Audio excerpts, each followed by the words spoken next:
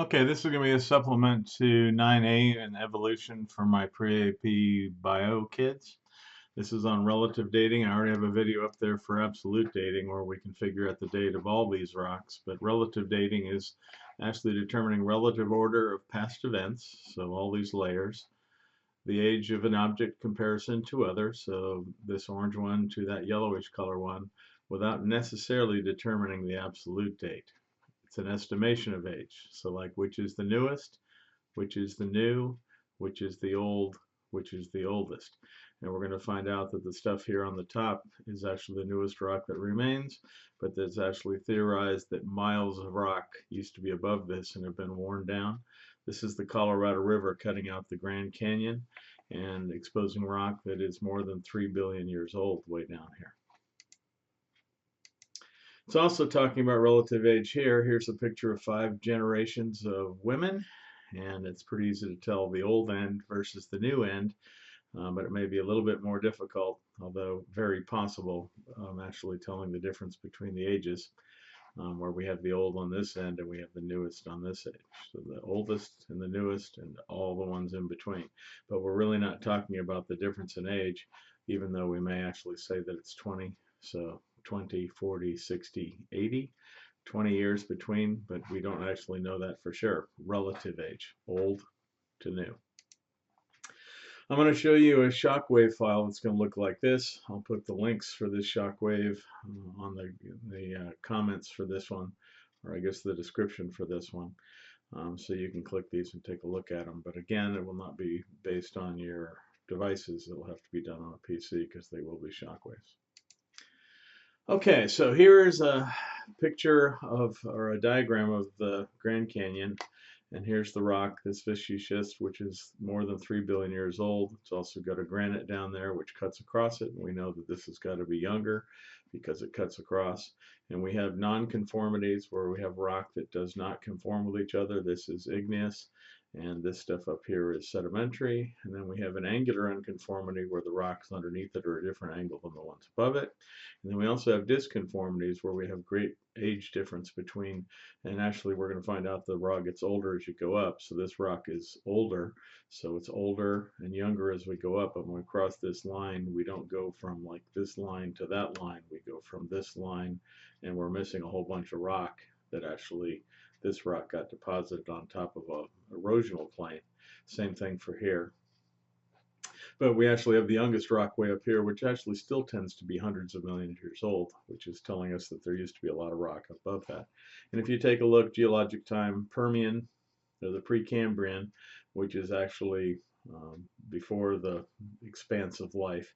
Then we have the Cambrian period, where this is the pre for the Cambrian, and this is the explosion of life. And then we actually move into the age of the dinosaurs. And then actually, nope, we don't have any age of dinosaurs on here. The Permian actually is the end of the section, the Paleozoic, which is the age of the dinosaurs. So the age of the dinosaurs and the age of the mammals are all up here. Okay, so we got a couple, but talk about a couple laws in relative dating. One is superposition. Youngest rock's always on top of older rock. So the oldest is down here, the youngest is up here. Cross-cutting relationships, things that cut across rock tend to be younger. And if it doesn't cut across, it's older, because this is a younger rock that was not cut across by this one. So we actually see this rock is not cut across from this one, so this is a much younger rock. And that's, again, that angular unconformity where the rocks don't really, or I'm sorry, this is the nonconformity where the rocks don't come across. They're not the same type. Then we have the law of inclusion. And this basically says rock that is included into the rock is older than the rock. So if we take a look at it, the granite was here. It got eroded into pieces. Sandstone came in and filled its location, so the granite's older.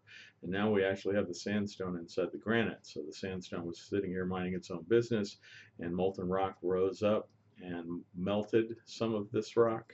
Some of it was actually too big to be melted, and that's what we would actually get if we have to talk about the law of inclusion. So if you're included in the rock, you actually have to be older than the rock.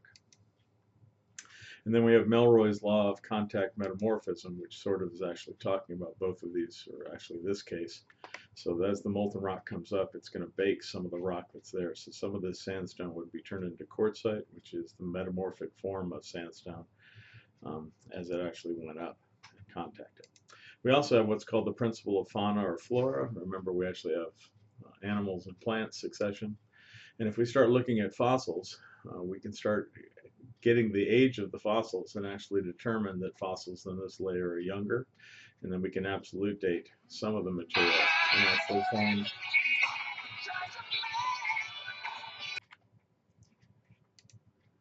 so the deeper we dig, the farther back in time we go. And if you take a look at life in any of these diagrams, they get less and less complicated as we go down to simpler beings. And they start off with single-celled and then multi-celled, and then they start getting shells, and then they are external skeletons, then they get internal skeletons, and they climb out of the water, and then they become more advanced as we go up. And it's really tough to not think about evolution when we see rock records like this. Okay, they also have correlation, geologic correlation, where we find fossils on opposite ends of either valleys or maybe states or countries, and we actually see things, and then we actually see some other things, and we actually make correlation based on age. So we can actually see that this rock 8 is older than that rock 6 because rock 6 is underneath 8. And then that right there, this is a silt. This is a limestone. That this particular shellfish was actually farther away from land than this one. And then this one was farther away from land than that one because of the rock that it's in. Okay, we have normal faults where we actually get what's called tension, where we get rock pulled apart, like we do in mid-ocean ridges, where the Earth is actually getting bigger. And we have rock, which are called reverse faults. And basically what you do is you look at the hanging wall.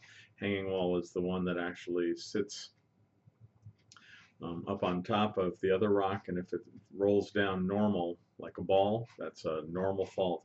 And if it's pushed up, this is a reverse fault caused by compression. And every place we have the Earth being pulled apart, we have part of the Earth being pushed together. And here's a diagram of a mountain range, and you can start seeing it can get really complicated. These are actually called grabens after a German valley, and these are called hoists or horsts after German plateaus. So we actually get this where we actually get two pieces of rock being pulled apart. We get these grabens forming, and then eventually if these get low enough, they start filling full of water, and if they reach an ocean, they'll actually start making an inland sea. Here's a normal fault. I'm not sure where this is or who this is, but if you take a look, this bluish layer, probably a clay, in an anoxic area which didn't have oxygen, giving it that bluish color. And you can see it was sitting here, and it looks like it got pulled apart, and this one slid down normal motion. Here's another one which actually has quite a few, but we've got this block that's actually falling apart as this one's being pulled apart, and again it's sliding down. That's normal motion. And then we have this rock where it's easiest to see with this broken down, it looks like it's a limestone. You can see it right there also where this rock has been pushed together and slides up. This is a reverse fault. And same sort of thing if you look at these layers of sediment, especially these multiple layers, you can see it down here where this particular section of the rock is being pushed up, or was being pushed up. Looks like we've got quite a bit of erosion going on. We can have rock correlation where we actually see this rock different places. Grand Canyon, oldest rock, this viscous schist, 3+ billion years old. Colorado River digging into, and then we actually have all these other layers. But if you look at this top one, this Kaobat limestone, we see at the bottom of Zion National Park. So it's the rock down here at the bottom. And as you go up this Camel Formation, tends to actually be pretty high up on this particular rock, and this is Canyonlands National Park in Utah. And then we go up even farther with this Morrison Formation. We actually see it as one of the lowest ones here at Mesa Verde in Colorado. And then we actually see this Mesa Verde Formation, or we actually look down and get to see this Dakota sandstone. We can see this Dakota sandstone and other rock that formed on top of it here at Bryce Canyon in Utah. So Arizona, Utah, Colorado, and Utah, actually showing a correlation of age. The youngest rock on this one, probably was on top of the Grand Canyon, and these are the rock layers that we think actually were eroded away to actually make the Grand Canyon. And that sort of makes sense because all these rivers sort of flow towards the Colorado, which is down here washing away that information. This is Horseshoe Canyon. This is right outside Page, Arizona. You can drive to a parking lot right here and you can actually walk over and stand at the edge and look down. And I know this view is not as impressive as maybe this one. And so if you take a look at this, you're standing on this side looking down over here, and if the light's correct, you can see this. You can see vegetation almost nowhere except down here with the water. This is the Green River, which flows this direction, and I know this because I've floated this river. And then if you get the right light, the perfect light, you can actually see it like this. Beautiful view. Okay, and that's going to be it for the PowerPoint.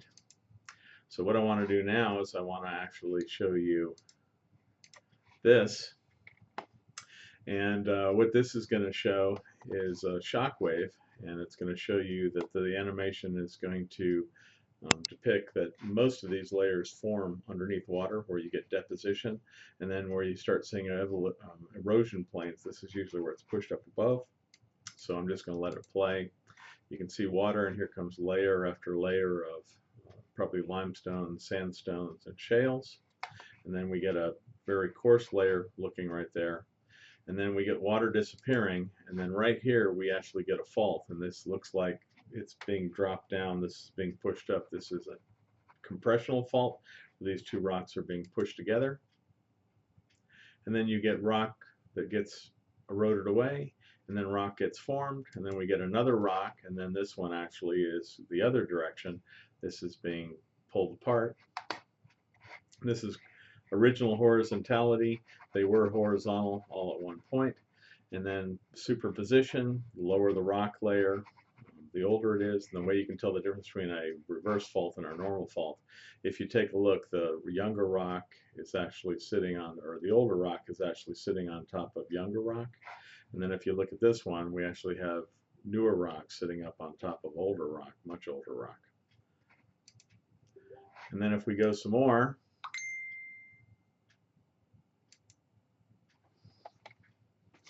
and we actually get this igneous intrusion that's actually going across this cross-cutting relationship. And every time you get a cross-cutting relationship, whether it be a fault or an igneous intrusion, and this would be called a batholith, the intrusion is actually younger than all the rock. The rock is older than the intrusion. And it turns solid, and then here comes another igneous intrusion. This is called a dike. It's a tabular vertical, and this is a sill, a tabular horizontal layer. This one cuts across layers of pre-existing rock, saying that it's younger, and this one forms its way in between pre-existing rock, which also says it's younger. And the difference between internal igneous rock and external igneous rock is really easy to see if you ever take geology. And then lastly, we have another blob that comes through, and it cuts across all the layers all the way to the surface. And then we go back to this area. So we have conglomerate, which is a sedimentary rock, sandstone, shales, and limestones. We have igneous rock cutting across, and we have originally horizontal rock. We have superposition, lowest rock is older. We have cross-cutting relationships all over the place, which are actually younger than the pre-existing rock. So when we actually take a look at this rock, we can actually make guesses on relative age. We can't tell when this rock formed, but we can tell this is the oldest. We can't tell when this rock faulted, but we can tell if this fault is younger than all this sediment, but older than this one. And because this one cuts across, this one cuts across, and then this one cuts across, we can tell this is the youngest thing, except that we probably get an erosional plain on top of this, so there probably was other rock here that we can't see, sort of like at the Grand Canyon. Okay, that was much longer than I wanted it to be. That's 14 minutes and 24 seconds. Thanks for stopping.